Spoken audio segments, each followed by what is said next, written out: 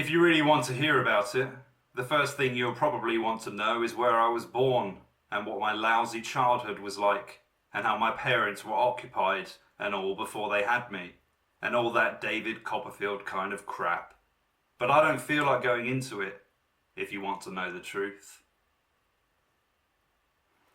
Possibly one of the best introductions to a book I've ever read. Mainly because it is challenging a trope, a literary trope in Charles Dickens's David Copperfield. He of course does go throughout his whole childhood and what leads him to become how he is, and it's quite a big thing for Charles Dickens. And in these types of coming of age novels, there is a German word for it, which I'm forgetting right now. There you go.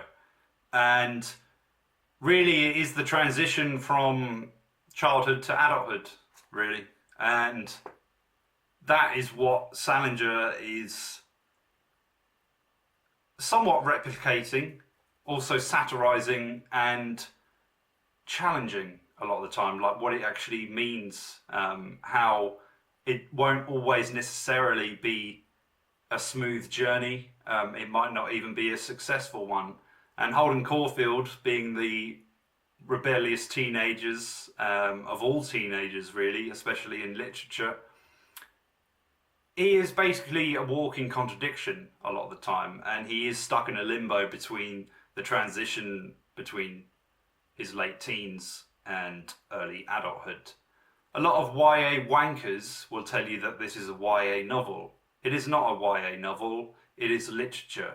There is a distinct difference between a genre and literature. I just want you to know that. Please shut the fuck up. A lot of these wankers have also just tossed a 1 star its way. They criticise his character for the very same reasons that they are actually portraying, which is whinging and moaning and being cynical. They seemingly forget what it's like to be an angsty, anger-ridden teenager, which I find odd. For me personally, this is like the 4th time I've read this novel. I read it when I was in my teens, loved it, but didn't probably understand the themes or the concepts within it. Again, in my late or mid-20s, I forget, I actually didn't enjoy it that much that time around. I found it a bit repetitive. Again, maybe a little bit moany, maybe I'm being a hypocrite here. But at the same time, I still recognised it for being a good novel. In either my late 20s or my very early 30s, I adored it again. I read it actually when I was preparing FUBAR, I remember, because I wanted to have a similar kind of style, because my original aim with that novel was to have a kind of modern day Holden Caulfield, which I think it kind of went away from in the end, but it definitely started that way. And my most recent read, I actually adored it the most. It's interesting to me to realise that I am now double the age of Holden Caulfield, and yet I still relate to a lot of the fucking points he makes, especially his kind of observations of people, and the biting kind of black-pilled truth of his realisations, if you will. There's just so many moments where it's just like, yeah, you're still spot on. It doesn't matter how old you get. You can still relate to it a lot of the time. And maybe that speaks of some kind of arrested development on my part. I don't know. I don't care. I've essentially, my upbringing didn't really serve me to become an adult. So yeah, I've had to kind of take on that by myself, which isn't easy, to be honest. But anyway, if you haven't heard of this novel, and if you don't like it, or at least recognise its literary merit, I have a very low opinion of you when it comes to books. I would question your judgment on pretty much everything you'd ever suggest. Just bear that in mind. Whilst I can recognise that Holden can come across, for the reasons just mentioned, and therefore be quite a difficult person to like, he is probably the most human and realistic teenager that's ever been portrayed by the written word. I can't think of anything that really comes close to it. And he's beautiful, I would say, overall. He's a walking contradiction. He sees life as a paradox without really realizing it. And he yearns for human connection whilst holding on to the past of a childhood that he looks at through a kind of red-tinted pair of spectacles. He kind of sees it as this innocent time, but really his journey is kind of seeing that that is a lie. And beautifully, ironically, he has to be pointed out. This has to be pointed out by his youngest sister, who, I forget how old she is, but she's fucking young. You know, she's a kid. And yeah, and by the time we kind of get to the end, I would say we're not really sure whether he's learnt or, you know, transitioned from his childhood to adulthood at all. I think it's still under question. I think that's what makes it very realistic in a lot of ways, because we're not, in real life, we don't suddenly have these epiphanies, although sometimes we do, and we think that they hold some merit without realizing that people have very short-term memories anyway, and they often fall back into patterns of behavior without even realizing it. But to me, that's kind of what's so beautiful about the whole thing. We kind of start off, I mean, if you don't know, the summary is we meet Holden Caulfield. He signifies that he's had some kind of mental problems, or at least a nervous breakdown of sorts, and he's seeking treatment right at the beginning. We don't actually learn whether it's in a sanatorium or a mental institute or an asylum. We just know that he's in one of these places where he's resting.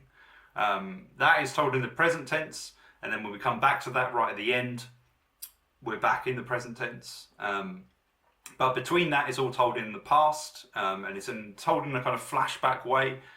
He very rarely comes out of that to remind you that he's actually writing it from an institute somewhere. And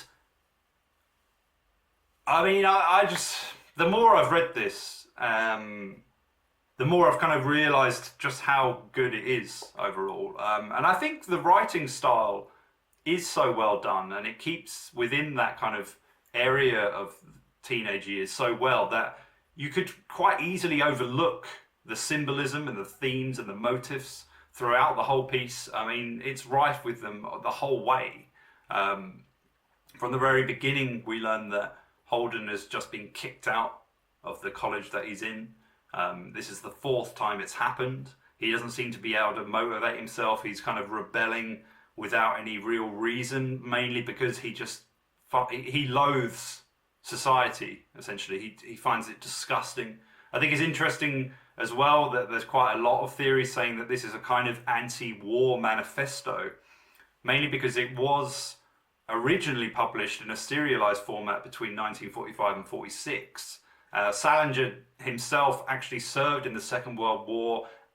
He met Hemingway actually towards the end of that as well, but I think he even stormed the beach of Normandy or something like that. He was involved, he was fucking involved basically. He saw horrific things. There's some quote that says that he said to his daughter that you never quite get the smell of burning flesh out of your nostrils, no matter how long it lasts for the rest of your life. That's something that stayed with him and is throughout his pieces as well.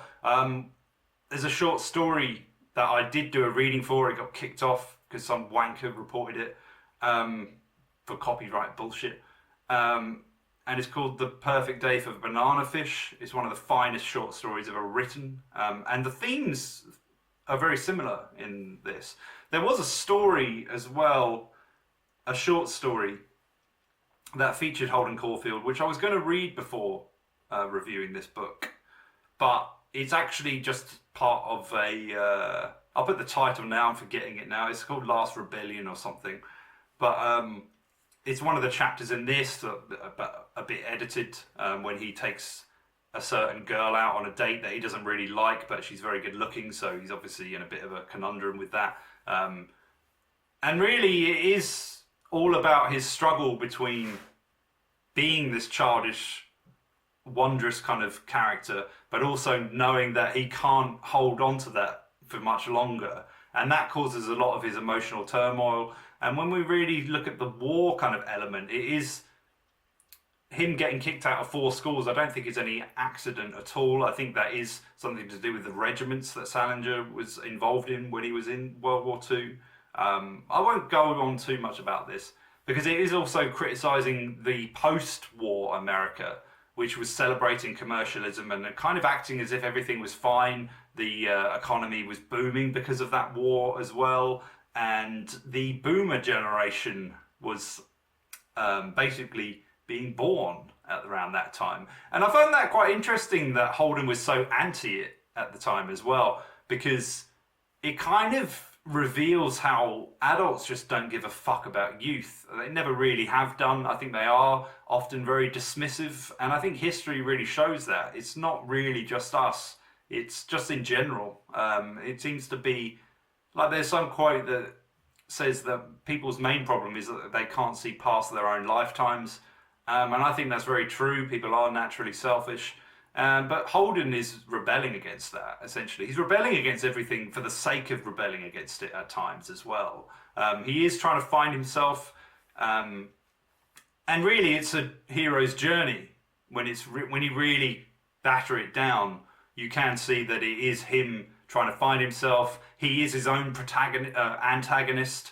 And it's a kind of coming of age psychological piece against himself. The war that Holden is in is essentially against himself. And without going into too many scenes or anything like that,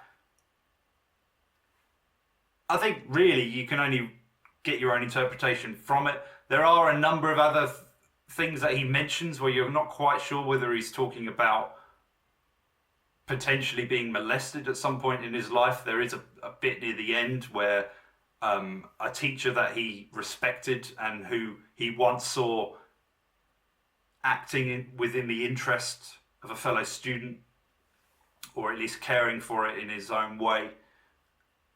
It's all contradicted when he wakes up and he's kind of touching his hair and he's doing some weird stuff. And Holden makes some kind of off-the-cuff comment about how that's happened to him about 20 times in his lifetime. So there's moments in it where you're kind of like, you can kind of see that Holden's not revealing everything. Of course, he is an unreliable narrator, but he's also unreliable in quite a unique way where he doesn't actually trust you as the reader very much. He often uses hyperbolic expressions that aren't meant to be taken seriously, but also indicate that he doesn't have much faith in you and in his own words. So he's often trying to control how everything's seen. But when he details what actually happens, you can kind of see like maybe we're not quite getting the actual truth of the situation. One that is especially indicative of that is when he's on a date with Sally Hayes and she keeps repeatedly telling him to not scream and not shout, and he's saying that he isn't doing that at all. But that is also told at a part in the novel when his concept of reality is starting to really wither away. And that seems to be highlighted by the weather a lot of the time. He walks around in the pissing down rain. He doesn't seem to care. If I haven't already explained, it's basically a long weekend, and that's his journey. He decides that he's going to go to New York. This is before the holidays begin. He's got a few days. He's got a little bit of money, and he's just kind of exploring. He's on his own kind of journey of self-discovery in a sense, and he often uses a kind of alienation device in order to protect himself from the real world. But he's also interested in the real world. He seeks it, he yearns for it. He wants to learn from it, he wants to connect to it in some way. But he's also repulsed by it. He doesn't like what he sees, especially the corruption of sexuality seems to be a big theme throughout. Although he's self-confessedly a virgin, he actually contradicts in his behavior a lot. He asks out an older woman that he knows is the mother of another student of his, or a fellow student of his. He arranges a meeting with a prostitute at one point, which is kind of by accident, but at the same time he doesn't refuse it. But when she actually turns up, he kind of just wants a conversation. So there is a kind of innocence to him. He doesn't want to see himself as somebody who would essentially use another person for sexual gratification. He wants a connection a lot of the time, but he seeks for it in the wrong ways. Although he thinks he looks older because he's got a few grey hairs and all that kind of stuff, he's clearly 17. He manages to get alcohol at times, but only in places that just don't care. Whereas a lot of the time he is questioned over his age a lot. And really the whole thing is so beautifully told. I mean, it's often hilarious as well. There's a part near the end where he sees the words "fuck you" written on one of the school walls, and he rubs it out eventually, but then he comes to see it again in other places, and then he's just like, he realizes that really that part is also war. It's related to war and how it's an inevitable part of mankind. And although you could rub out you could try to rub out all of the fuck yous in the world, it's impossible. There always remain. There's some realizations, some black pill truths to his observations, which I still relate to now. I see a lot of the time. He says stuff like, just people never listen to you, or people never pass on messages, people never like do this kind of stuff. And that's still true as you get, maybe when you get older, you start to accept that a bit more, but it is still with a reluctance and a disappointment and a kind of misanthropic viewpoint, I would say, overall. I can't really say enough about this novel overall. I could talk about it for hours, especially the themes, the motifs, all of it, really. Everything in it has an ambiguity of meaning. It's multi-layered throughout. And to me, that was Salinger's biggest strength. And I think he knew that. He saw that becoming an adult was essentially shit. And to hold on to that kind of youthful quality is important, but at the same time, you can't let it delude you. Even the title itself is taken from a Robert Burns poem. I think it was also put into a song. And the lyric essentially is like, to meet a body, catch a body or something in the rye, or if a body meet a body in the rye. But Holden mishears it, and he thinks it's to catch a body in the rye, or to catch a body in, and he thinks that is supposed to represent a literal field where he could save children from falling off the cliff. So he would be the catcher in the rye. But his younger sister, who's a child, points out that he's misheard it. That's not the lyric. And ironically enough, what that actually does mean in the actual poem is Burns was talking about, can two people just meet for a sexual encounter, and that be it? Does it need to have intimacy? So there's a beautiful irony to the title where it kind of sums up Holden's whole problem, is that he's trying to protect an element of innocence that doesn't exist. So that's his main lie throughout the whole thing. And we've got also the red hunting cap, which is purposefully red. He's got a brother who's deceased, who died very young, I think at the age of 13 or 14, who also had red hair. His sister Phoebe has red hair. So obviously this all connects. He likes it because it's outlandish and it makes him stand out, but he's also self-conscious of himself when he wears it. So it's also, there's so many multiple layers going on throughout. There's also the thing about ducks, where he worries about what they do during the winter when the lake freezes over. Where do they go? So that also represents this idea of change, how things are always kind of changing, or how the world appears to be still and the same when really it's not. So it's always caught between, like, just because something's there doesn't mean it will be in the next 5 years. There's a museum again, which also mirrors this symbolism, where everything inside it that Holden admires, he admires it because it's still the same as when it was in his childhood, that nothing ever changes. The only thing that changes is you. And often there's these kind of poignant moments where he doesn't quite see the significance of what he's saying. And again, that is indicative of his adolescence that is still present within him. but also how he contradicts himself, because everything he does within the novel is kind of testing the adult world.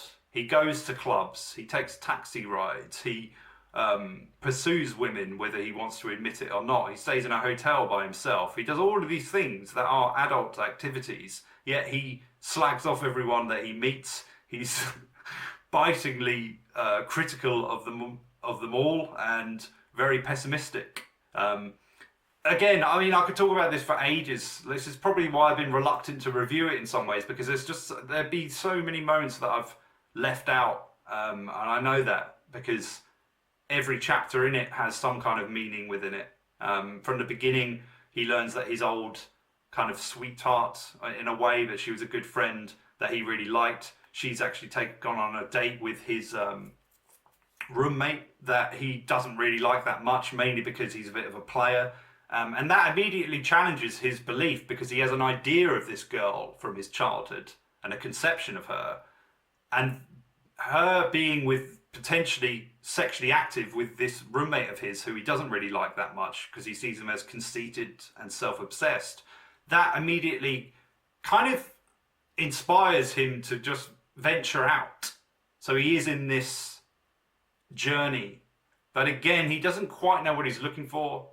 Essentially, he's looking for himself, or he's looking for acceptance of the way the world is, but at the same time, he's so reluctant to take it on and to actually bear it. And by the end, you're not really sure whether he's learned his lesson at all. He's also quite suicidal. The moments that were sad to me this read around was how often he would refer back to Ali, his deceased brother, and how he'd talk to him sometimes. He even confesses that he talks to him when he's alone. He bursts out crying a lot of the time when he's near the end of the novel. Again, Sally Hayes makes this comment about him screaming and shouting. He doesn't look after his health at all, so there is an unconscious wish of death throughout. And death is a prominent theme as well. Again, that's linked to the anti-war element that Salinger was kind of highlighting. And yeah, again, it's just, I love this novel. It's probably one of the main reasons I've decided to actually go into writing. I think it's something that really got into my psyche. I often go back to it again every 5 years, it seems. And nothing touches it in terms of a coming of age story to me, because it's a coming of age story that's also a fuck you to coming of age stories, which I think is brilliant. That's kind of what I'm all about. And I would say it's transgressive because it is so anti the convention of that particular trope as well. So it's so challenging in a number of ways. It's rife with references as well throughout the whole piece. And the double meaning throughout it all as well, or the triple meaning a lot of the time. It's fucking brilliant. And the fact that it can be told in such a colloquial manner, with dialogue that really indicates the class of people, and how Holden tries to relate to people of a lower class, but really he's upper middle class. He is bourgeois. He doesn't like being seen as that, but at the same time, he doesn't really relate to people lower than him, and they often take advantage, actually physically abuse him. So throughout it, he's fighting his own war, and the war is against himself, whilst trying to accept a corrupt world that I don't think he actually really indicates that he does in the end. We just know that he's on his way to recovery, and maybe this time around he's gonna, apply himself like the way he probably should, because he is, intelligent. He gets some good lessons towards the end, but they're also contradicted by the behaviour of the characters. And there are some subtle hints that he's been abused quite a lot, or towards the latter part at least. But his grip on reality is essentially what starts to unfold towards the end, and that's what makes it unreliable.